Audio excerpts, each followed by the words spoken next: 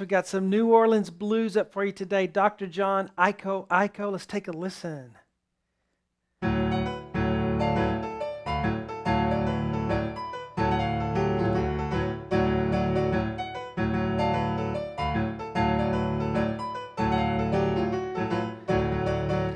All right, guys, what you should do right now on YouTube is look up Dr. John, Iko, Iko, I-K-O, another word, I-K-O. And you can hear what we're going to be learning on webpianoteacher.com. The whole thing, all the way through. Very cool piano New Orleans blues stuff. If you're ever interested in that type of blues, New Orleans blues, or Dr. John, this is a great piece for you to work on. Hi, I'm Shawn of webpianoteacher.com, where we gather together to learn, play, and share the music we love, creating a culture of encouragement for all those out there who want to learn to play piano online. You can do it.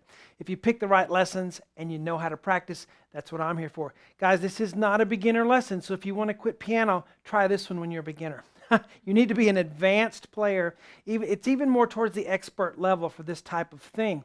If you want to play blues, but you're not ready for this, I have lots of beginner blues lessons on my website as well, so you can work up to that step by step. If you are a member of webpianoteacher.com, remember you can download the sheet. This is very valuable here. I spent many hours transcribing this, every little note for note on it. You can download it, and let's get started. All right, so we have, well, what's so funny about this is, at the beginning of the video, this series, I think, was on a VHS tapes, and it was supposed to be Dr. John kind of teaching how to play this style, and he does mostly just kind of talking, and then he just starts playing and never says another word. I think that's because he really doesn't maybe know how to teach it, because he came at it so naturally. It was so much in his blood. You know, it's like, how do I talk or how do I walk? I don't know. I just do it. So that's what it was like to him. It's not like that to me, so I had to learn it, and I'm going to be able to break it down and teach it to you guys. And so I just found that funny, his teaching videos. But we're going to actually teach it now to you. We are in the key of D, and the left hand has quite a reach here. So those of you who can't reach this, don't worry. There's ways for us to do this, okay?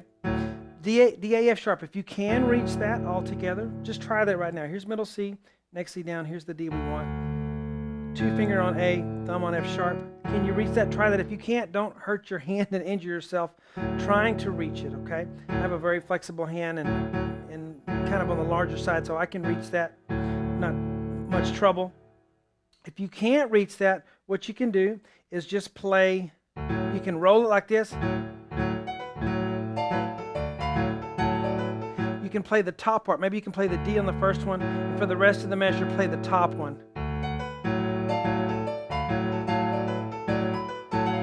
Right, that still sounds pretty good to do it that way. Play just the top. But it is a New Orleans blues thing, and a lot of those guys had just huge hands, and they could reach this stuff. So that's what we're going to be doing. The left hand is key in this as far as the rhythm. Bum, bum, bum, dun, dun, bum, bum, bum. So I recommend a lot of left hand alone, even though a lot of it is just playing this D chord. Okay, so the rhythm is bum, bum, bum, dun, dun. So hear that, the cutoffs here that I make. I hold, or I play short on the first one, then I hold the second one, short on the last one. Bum, bum, bum, dun, dun. So that's a bit faster there. Bum, bum. So from the beginning, bum, bum, bum, dun, dun. All right, you might want to shake your hand out every once in a while, because reaching that will kind of get you a little sore after a while, so you need to stay loose. Bum, bum, bum, bum, bum. Now the right hand, we do have a swing rhythm here. Da da da da da da da da da da da da. So one. There's always something going on that's da da da da da da da, whether it's left or right hand or both. Okay, so we have F sharp B in the right to start with. Here's middle C. Here's the next one. F sharp B, and then D F A. And all that's kind of weird in the key of D, because we have F sharps, but it's a blues thing. The F never lasts very long, the F natural, and so it just gives us that blues sound. D F A 2 4 5 is what I'm going to use, and then B A for the thumb. And the great thing about Dr. John, he played the most complex things with his right and left hand, even when he was singing. Yes, of course, doing the solo stuff, but he kept it going while he was singing too, and he sounded awesome when he sang. And he plays most of the time with his eyes closed, just kind of feeling around on the piano, moving all around and singing. So just amazing to me that he could do that. All right, so D, F, A, B, A. Put hands together on that first measure. 1 and 2 and. Again, 1 and 2 and. Okay, now I want to say a quick thing here.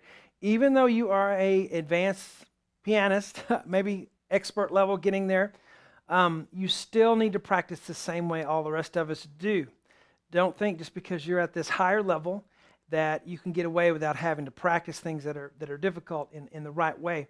We all have to do the learn, play, and then the share thing as well. But the learn is the part where you are in the classroom and you're trying to put things together correctly. Okay, and the important thing about that is to do small pieces.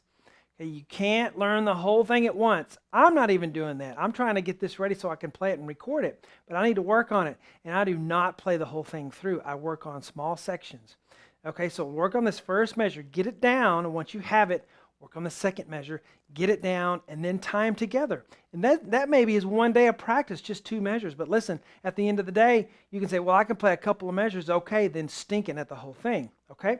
So make sure you still practice in a methodical way, all right? And then after you learn some things, start to get it memorized, then you begin to do the more of the play part. Learn, play. The play is where you just experience the music, you have it memorized, and you're just playing through it.